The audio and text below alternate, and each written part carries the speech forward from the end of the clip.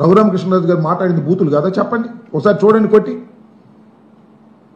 దాని మీద యాక్షన్ తీసుకుంటే తప్ప, దాని మీద కేసు పెడితే తప్ప, ఆ కేసు పెట్టి తీసుకొస్తే తప్ప, కోర్టులో ప్రొడ్యూస్ చేస్తే తప్ప, with in the time framework లో 24 hours ముందు లోపల వారిని విచారించి కోర్టులో పెట్టామే. దాన్ని చాలా గందరగోళం చేశారు. సుప్రీం అన్నారు, హైకోర్టు అన్నారు, మిలిటరీ కోర్టు అన్నారు. ఏ కోర్టులోనూ ఆయన కొట్టినట్టుగా రుజువు కాల. దాన్ని వాళ్ళ వండి మళ్ళా వార్చి జగన్మోహన్ రెడ్డి గారిని ఏదో చేయాలనేటువంటి తాపత్రయం, కక్ష తీర్చుకోవాలనే తాపత్రయంతో ఇవాళ చంద్రబాబు నాయుడు గారు కూటమి ఇవాళ ప్రయత్నం చేయటం చాలా దురదృష్టకరమైనటువంటి విషయం కూడా నేను మనవి చేస్తున్నాను. చంద్రబాబు నాయుడు గారు చెప్పే మాటలు ఎలా ఉంటాయంటే, ఇందాక నేను చూసా,